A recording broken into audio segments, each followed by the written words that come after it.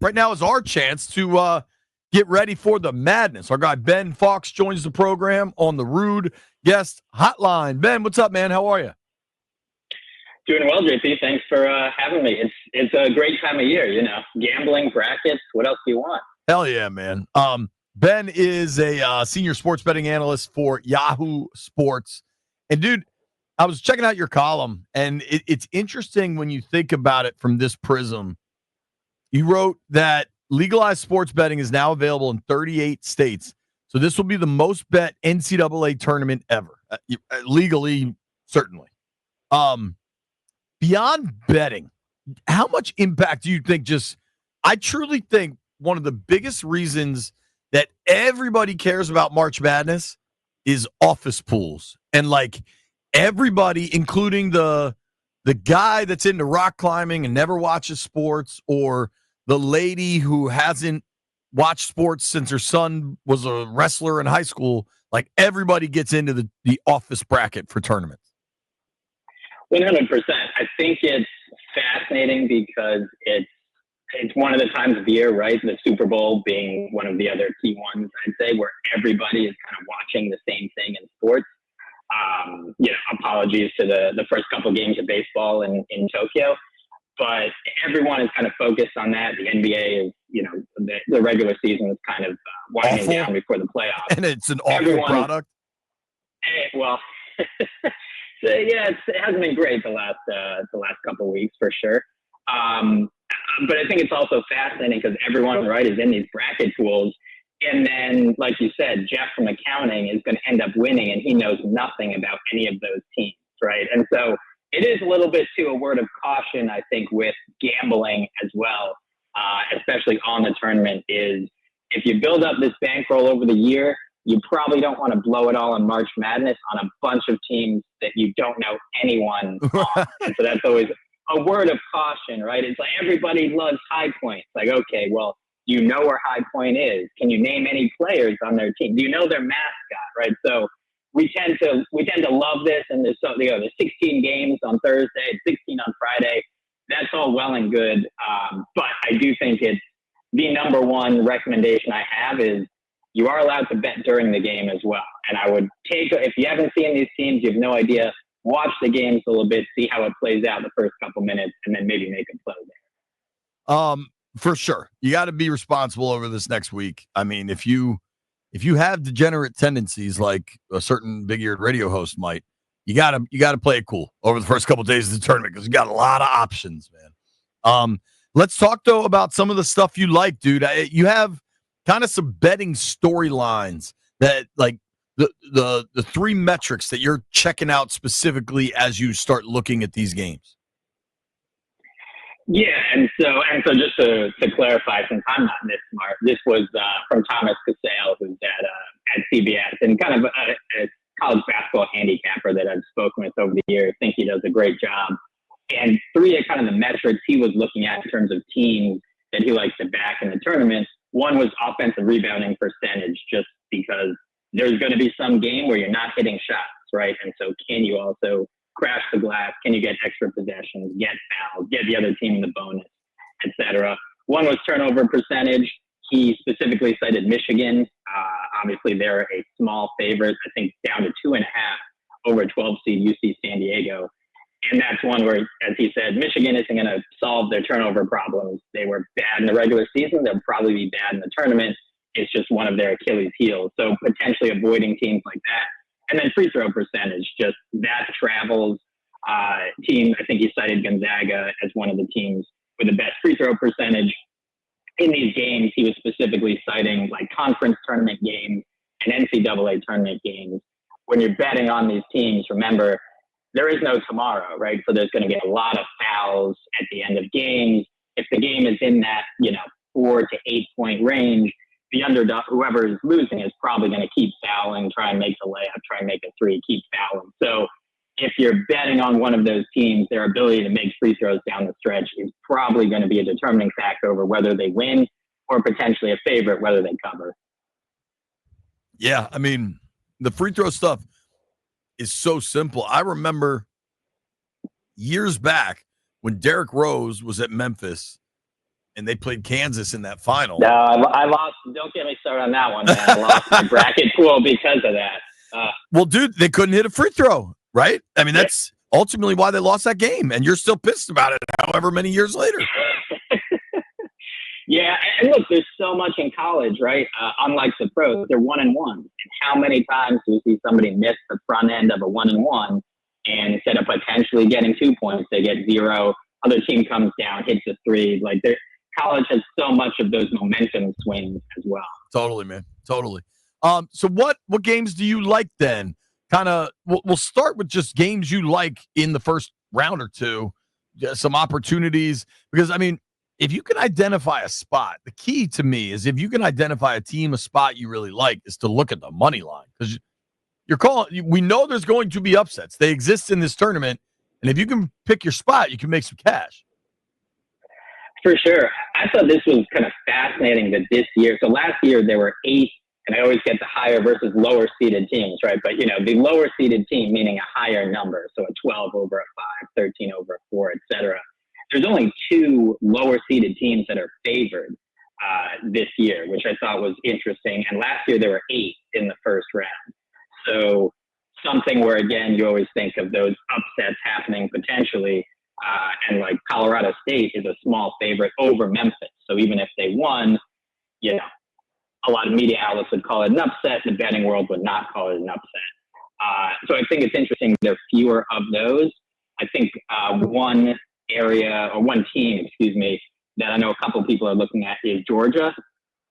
There was some sharp money on Gonzaga to open. I think it opened around 4.5. It's gotten up to 6.5 at some places. I think it's at 6 right now in a couple. And a couple people that I spoke with for the article liked Georgia, just feeling that line was inflated a bit. And sometimes we overlook the simplest thing, I think, in sometimes these games, right, which is that Georgia has a potential top 5 pick in Asa Newell. And so if they have the best player on the court, obviously he doesn't get in foul trouble, that's also a major advantage. So just kind of feeling like Gonzaga potentially a little overvalued, one of Mark Few's good teams, maybe not potentially one of his great teams. So that's definitely one. I would say if there were probably 2 popular or 3, I would say, popular underdogs that people are betting on. Akron is certainly one over Arizona. That opened at 15.5. Arizona minus 15.5 in a couple books, down to 13.5. And at BetMGM, 90% of the bets right now are on Akron. So that is a popular dog. Drake is another one. They obviously had, I think they were one of the most popular teams last year. They were playing Washington State, ended up losing that game, but that was a team a lot of people liked last year. They're playing Missouri. This line hasn't moved, but the public is all over Drake. With, again, at BetMGM, 85% of the bets on Drake, plus 6.5. So those are 2, and then High Point is another one. A ton of, some money line as well, but a ton of spread action on High Point at multiple books as they're facing Purdue. That number has come down as well. So kind of sharps and public on the same side. That opened as high as 10.5, now down to 7.5. So that's generally not good for sports books when the sharps and the public are on the same side.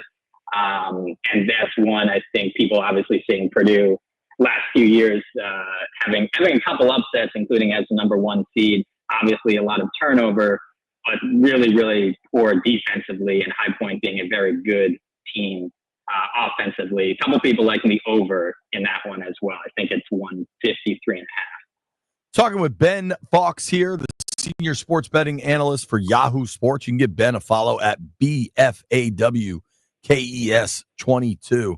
All right, so that's your straight up kind of picks for the first round. As you start to fill out brackets and you're starting to have a Final Four and maybe a champion, do you have? I mean, this feels like a really chalky bracket year. Do you have any? I don't know, 3s or 4s getting to the Final Four?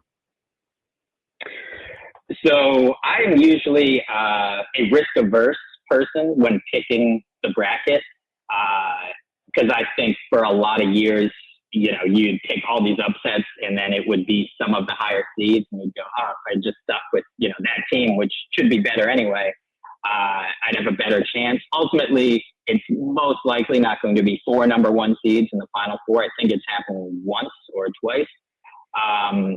So for me, I think Duke, assuming that Cooper Flagg is healthy, they have 3 different bookmakers. They are the top power-rated team. One bookmaker had them, I think, 3.5 points better than his number 2, which was Florida. So I think it's Duke and then everyone else. Others have Florida as a little closer to Duke, and that may be a point or so on a neutral court. But I do think Duke is the top team.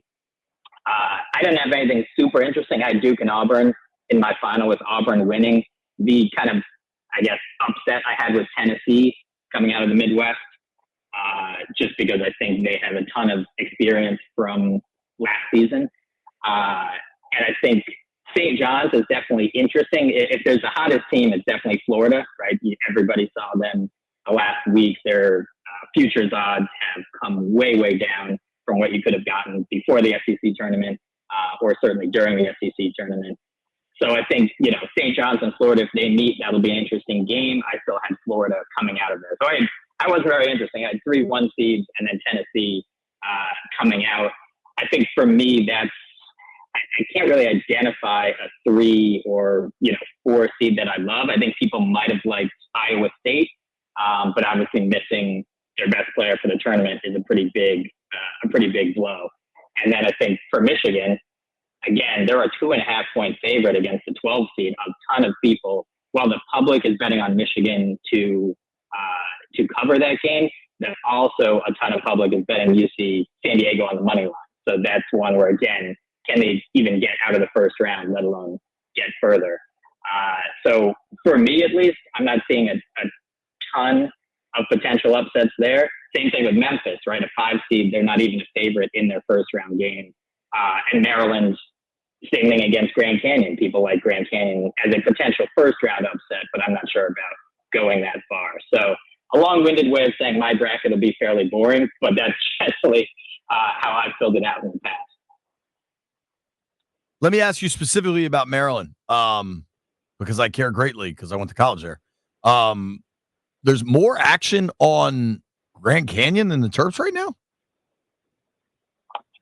So just saying that, to cover, 70% of the bets on Grand Canyon at plus 10.5. I think a lot of that as well is from last year. And obviously seeing Grand Canyon, they looked, you saw them in their first round game. You were like, how is this team an underdog? They looked fantastic. Right. And obviously not the same team the next season. But right now, 70% of bets, 75% of handle at BetMGM on Grand Canyon. And it's come down a tick, opened to 11.5 down to 10.5.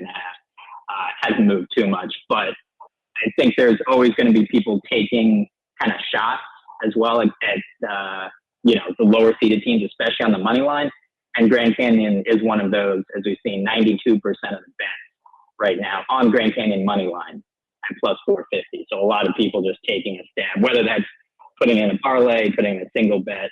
I think you'll see people who even bet every single underdog on the money line, figuring if a couple hit, you'll be profitable throughout the first round. It's interesting. I understand why you take that Green Bay money line. Like, I get the enticement of it. I did when I saw that line open at 11, right? Listen, I make no bones about it. I'm a biased observer of Maryland basketball. I thought that 11 was high, but when Maryland's right, they could blow anybody out. They beat the hell out of Illinois in the Big Ten tournament last week. Has the line moved down specifically on that Terps game? So it's only moved down a point. I think from it opened 11.5 and now down to 10.5. I think what's interesting about a lot of these games, and especially when you have kind of a major team against a mid-major, is just seeing kind of how that lower seeded team reacts, right, coming out. And you typically, it goes one of two ways. One is a Grand Canyon would come out, they hit a couple shots, they're pumped up, and all of a sudden it's 10-4 at the first TV timeout. And the other is the opposite, where Maryland comes out and just you can very clearly see they have more talent. They've been through kind of some bigger games. They're more athletic. They face better competition, and you're holding that ticket plus 11, and you go, oh, I've made a big mistake. So I think the first couple minutes of a lot of these games can give you a sense of whether kind of that underdog, the stage isn't too big, and also whether they can compete athletically and size-wise with other teams, right? There's certain matchups in previous years, right? Purdue, it's like, do you have anybody who can possibly guard Zach Edey? And that's a massive thing to see, because he could just get your entire team in foul trouble. Obviously, for Purdue, didn't work out too well a couple times the last few years, but I think those are some of the things too, with some of those underdogs as well. They tend to have one or two stars, right? And that's the other thing why I like live betting as well. You can see if that star gets in foul trouble, they might really, really struggle, because they rely on that guy for 30%, 40% of their offense. That's something I think the more you're paying attention, taking advantage of it, and watching the games, it's where you can get some opportunities in games as well. That's really interesting. This is different. Switch it real quick. I just wanted to ask you this. Do you have odds or any lean on where Aaron Rodgers ends up? I think it's a good question, and this is just me speculating. I think retirement is definitely on the table, as well as other teams, just because at a certain point, do you want to play for a team that doesn't want you? And I think you already saw Cam Hayward come out kind of with that tweet about essentially being sick of waiting for Aaron Rodgers to make a decision. Like, we're the Steelers. That's our brand. That should be good enough, right? If you want to come here, great. If not, we're fine. And the Giants is going to be as much or more of a train wreck as the Jets. I guess the good news is it doesn't have to move. I live 10 miles from the stadium or so now. So it would be interesting to go to a bunch of games, but it's not like they're a Super Bowl contender. And ultimately, that's why my Vikings are or were interesting. I think it would be a terrible move for the Vikings. I'm glad that they kind of publicly have come out and said, we're good for now. And ultimately, he's kind of a bunch of these teams kind of have to wait, which is also tough for those teams, right? Because they're figuring out, hey, what are we doing in the draft? The Steelers are a potential Jackson Dart destination. The Giants could be Shedeur Sanders. It's tough for those teams to figure out what they're doing in terms of a quarterback if they're kind of waiting on Aaron Rodgers, number one. And number two, it's how big of a prize is it? We saw him with the Jets. He got to fire an offensive coordinator. He got to run the system he's always run. He got to bring in Devontae Adams and trade draft picks for him. And they had pretty much the same defense. It didn't work out well with that team. So if you're going to a Giants team with a worse offense and a worse defense, arguably a better coaching staff, I think people like Daboll, how well is it going to work out in also a difficult division, much like the AFC East? The NFC East, all of a sudden, you got the Cowboys with a healthy Dak Prescott, the Eagles, and Jaden Daniels, your Commanders, on the rise. That's not an easy division to go into either. So I'm not sure there's a great spot there. And I think at a certain point, like all these players, right, nobody remembers Jerry Rice was on the Seahawks for a season. Yeah, they remember him as the 49ers right, and the greatest wide receiver of all time. Rodgers, it's kind of that thing. If you drag it out here for a couple seasons with some poor performances on random teams, like, is that good for you overall? Or is it good? I'm sure he's got a media career, other aspirations he wants to start. Do you want to just start that sooner rather than going through another season? The kind of media career he would start would be at like Outkick or maybe McAfee. Like, I feel like it'd be a very different area.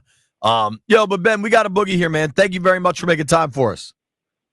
Anytime. Appreciate it. All right. Ben Fawkes, senior betting analyst for Yahoo Sports. You can give him a follow at BFAWKES22.